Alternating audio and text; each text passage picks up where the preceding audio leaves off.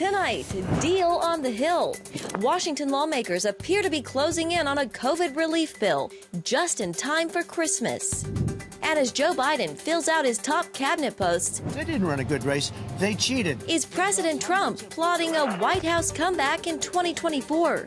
Plus, nearly 230 years ago, the Founding Fathers adopted the Bill of Rights. The founders would be so distressed to see how that statement has been turned on its head. A look back at the roots of church and state and daily devotions. Dolly Parton shares her secret to success. All this and more tonight on Faith Nation.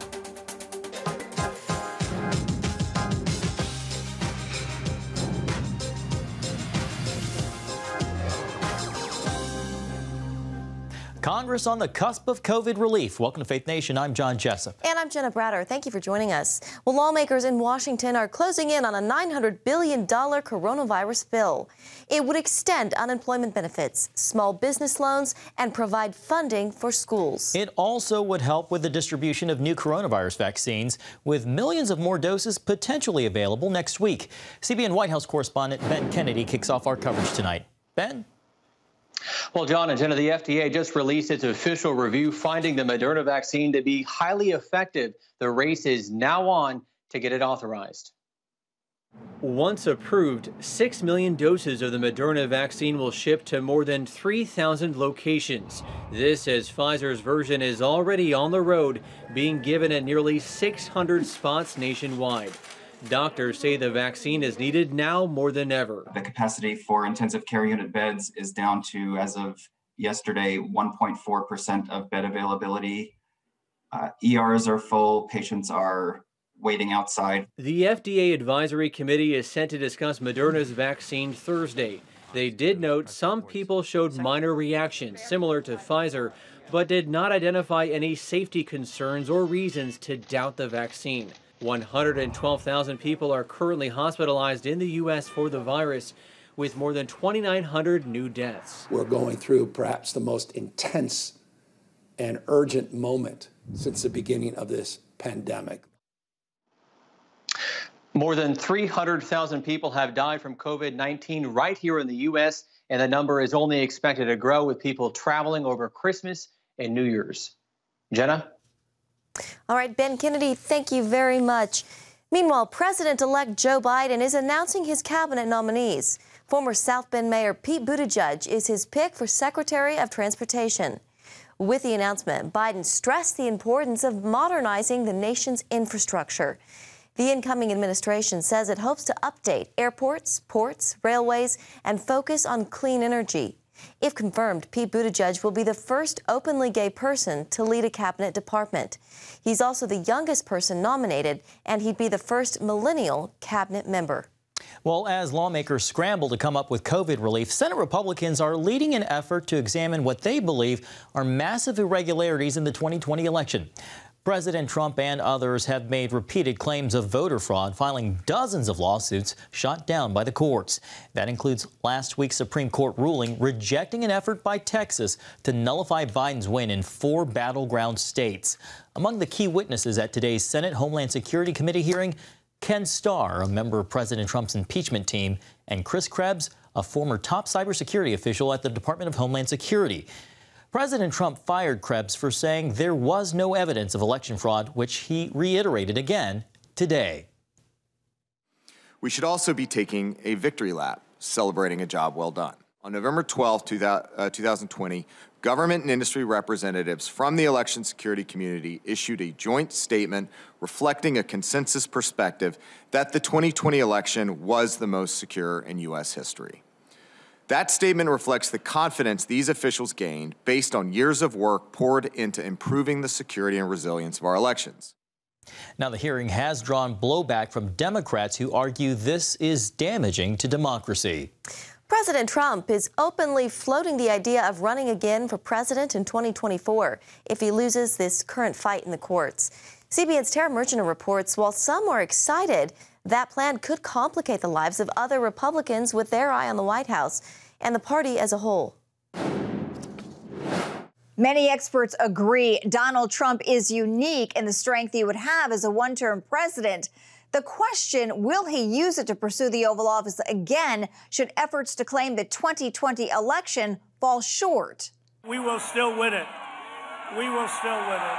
Rallying support for two critical Georgia Senate races, President Trump insists his campaign can still prevail. We've never lost an election. Since Election Day, the president and his allies have seen more than 30 cases tossed out of court. It's rigged. It's a fixed deal. Despite reassurances about ultimate victory, the president already hinting he's ready to run again, from an aggressive fundraising effort to remarks at a White House Christmas party.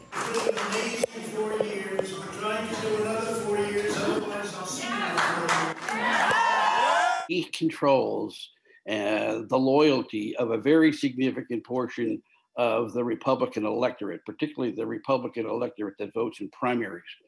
And he obviously has the ability to finance a race.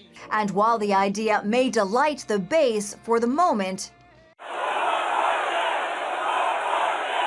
there's concern it will freeze the GOP field of potentially strong up-and-comers. He sucks all of the oxygen out of the room for every other single candidate who was thinking about running. For example, Mike Pence, obviously, Nikki Haley, Tom Cotton was thinking about getting in, Kristi Noem, the governor of South Dakota, and there's a whole long list. Instead of the usual activities like planning fundraisers, building support, and courting early voting states, GOP hopefuls would have little choice but to wait and watch for fear of turning away Trump's large and loyal base.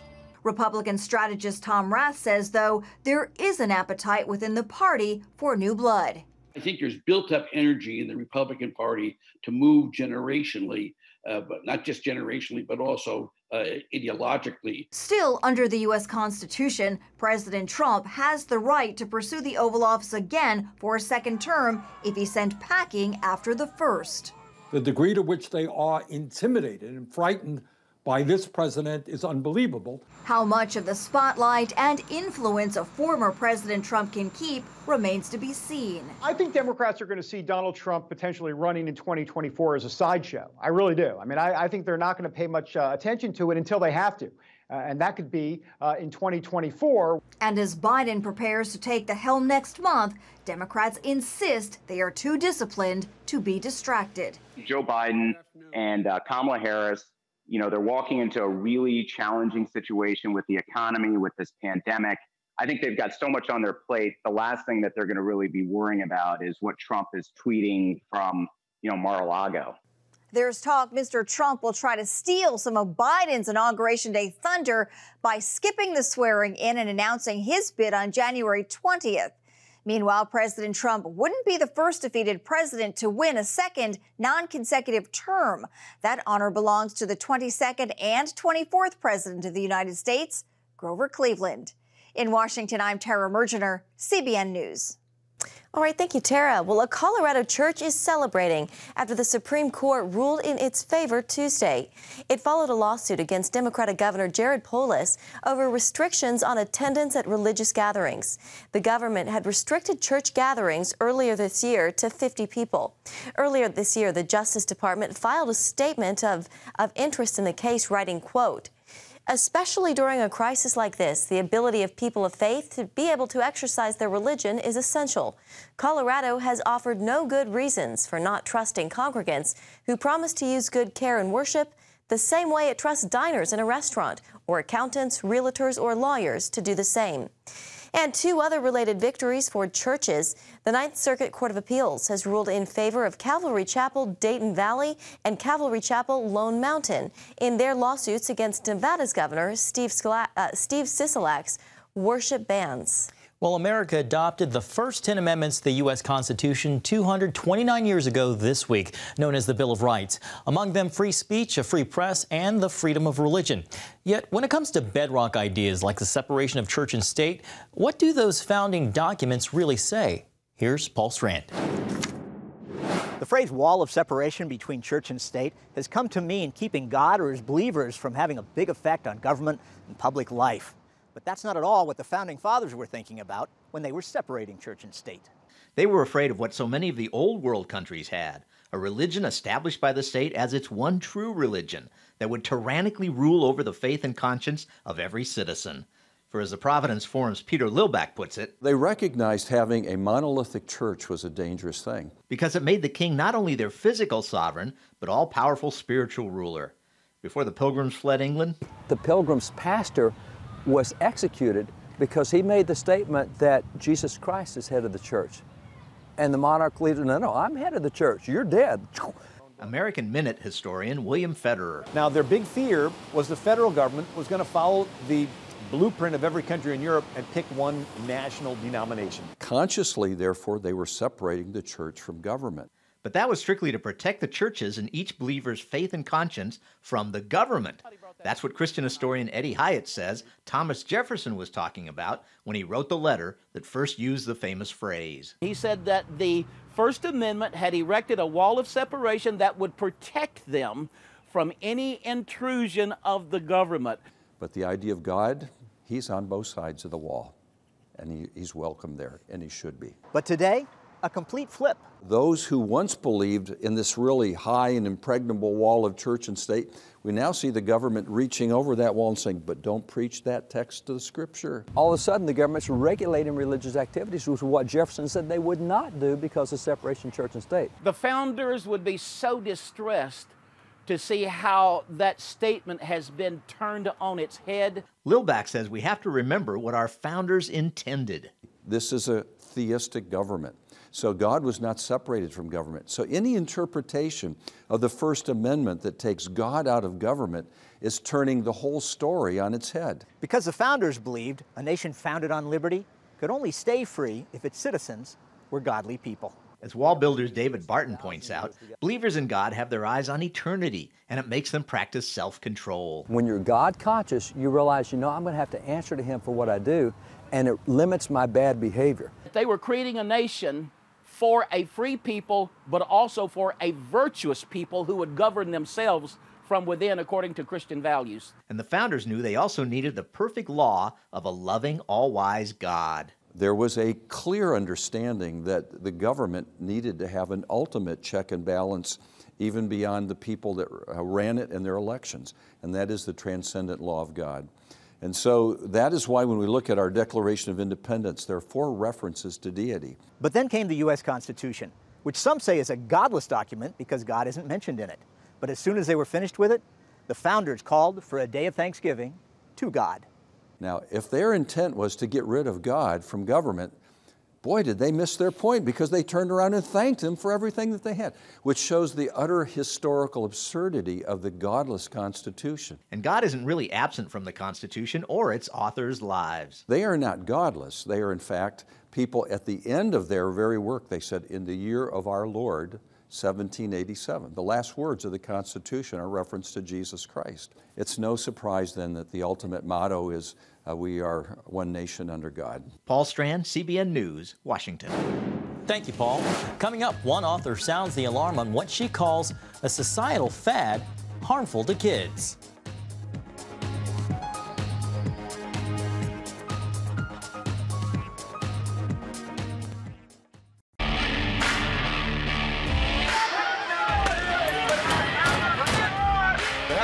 Before you marry is a bad idea.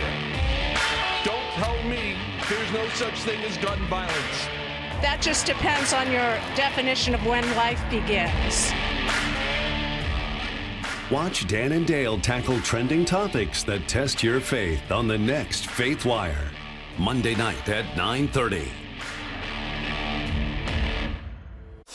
The Global Lane takes you around the world, providing facts over fiction. What might rising trade and geopolitical tensions mean for you on the home front? With over 45 years of experience, award-winning journalist Gary Lane brings you the truth from a global angle. What about the issue of immigration? World news analysis you won't see anywhere else. And it's all right here on the Global Lane. Watch The Global Lane, Thursday night at 9:30.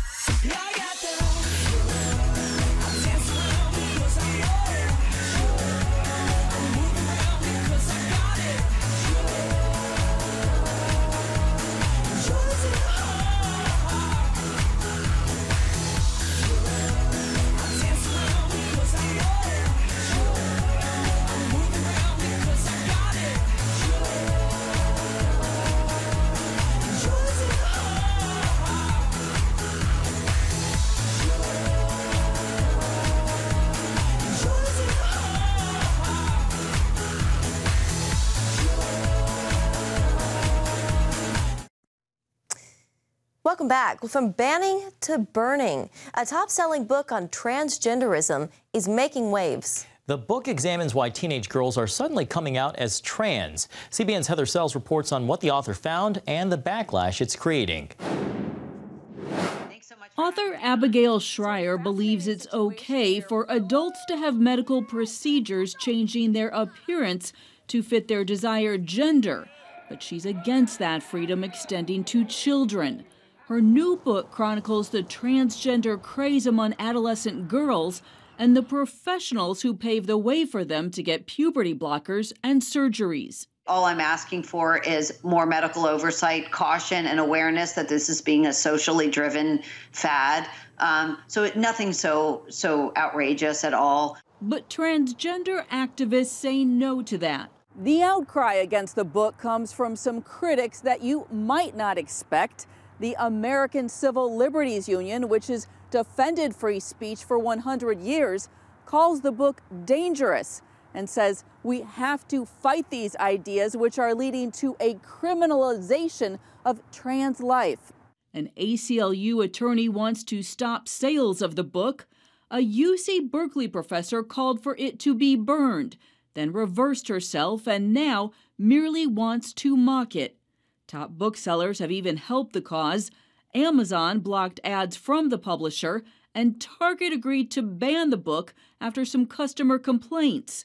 Now Target has the book listed again, but it's sold out. I think these retailers, and there are very few of them who control all the books at this point, they will at whim, I suppose, disappear books when they've decided that it's in their interest to do so. For now, the backlash is helping. Regnery Publishing reports that after the Target ban, the book's daily sales jumped from 40 to 800. Irreversible Damage has now gone to a third printing, and it has enjoyed time as Amazon's #1 best-selling book on LGBT demographic studies. The book had a lot of grassroots support from parents who feel like they have no other voice. They have lived through the horror of having their daughter suddenly identify as transgender out of nowhere and have every adult around her undermine the parents and push her towards transition. Schreier, who writes for the Wall Street Journal and Newsweek, says mainstream media has generally refused to review her book. She also predicts a new trend. Any upcoming books that challenge so-called woke politics will simply disappear, unable to survive in a hostile marketplace. Heather Sells, CBN News. Still ahead, a dire designation for one nation that appears to be doing very little to stop growing religious persecution of hundreds, if not thousands, of people. Want to be a part of a community that inspires your spiritual growth while winning prizes? The all-new MyCBN app. Connect with the community for prayer and encouragement. Track and set spiritual goals. Enjoy conversation starters with friends and family. And collect points to win prizes. The all-new MyCBN app. A great place to belong. Download the app at cbn.com/mobile. Grow, connect, have fun. The all-new MyCBN app. On the home front. Thanks for joining us for CBN's On the Home Front, where we highlight what the men and women of America's military do to defend our country. CBN honors the men and women in our military with an initiative called Helping the Home Front. It partners with churches across the country to meet the needs of their military families, from repairing homes to wiping out medical bills for wounded veterans. Watch On the Home Front today at 2:30.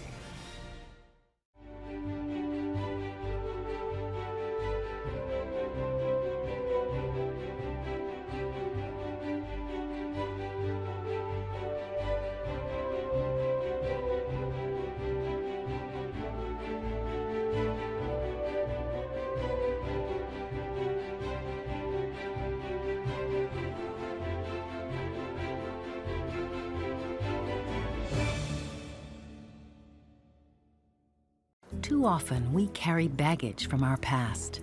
You know what it's like. It affects everything and everyone in our lives. It's always there, weighing us down and keeping us from achieving true happiness. But do you know God never meant for us to be trapped in the past? you can be free of your baggage. Learn how God's forgiveness leads to changed lives and new beginnings. Call the 700 Club. And welcome back. An Islamic terror group is claiming responsibility for kidnapping more than 330 students from a boarding school in northern Nigeria. Boko Haram militants on motorcycles stormed this all-boys school last Friday night. The brazen attack comes a week after the U.S. State Department called out Nigeria for failing to stem the wave of religious persecution gripping the African nation. It is the first time a democracy has ever been cited for violating religious freedom. CBN's George Thomas spoke with a religious freedom advocate about the State Department's designation. Joining me to discuss the ongoing crisis in Nigeria is Reverend Johnny Moore, co-author of the new book, The Next Jihad, and a member of the U.S. Commission on International Religious Freedom. As always, Johnny, thank you so much for coming on the show. The U.S. has designated Nigeria among the top religious freedom violators. What penalties or consequences does this designation carry? Well, now Nigeria is the first secular democracy ever named to this list. And so the infamy alone is something that the country's paying attention to. It also affords the United States government many different tools that they can use to incentivize positive behavior. But just stop and think about that, George. The only democracy, secular democracy with a secular constitution ever named to this list is Nigeria. And I can tell you from Abuja and across the community all around the world, it was noticed. It was an earthquake. Nigeria's government, Johnny, has pushed back on the State Department's designation, calling it an honest disagreement. Your reaction to this, and do you expect this move will force Nigerian authorities to really go after the perpetrators of violence against Christians and Muslims? I think they have to. Either they're going to deal with the issue or the issue is going to continue escalating in the country. And I think it's absolutely absurd. I mean, what the Nigerians should have done is they should have said, we appreciate our relationship with the United States. We're friends and allies. All of that is true.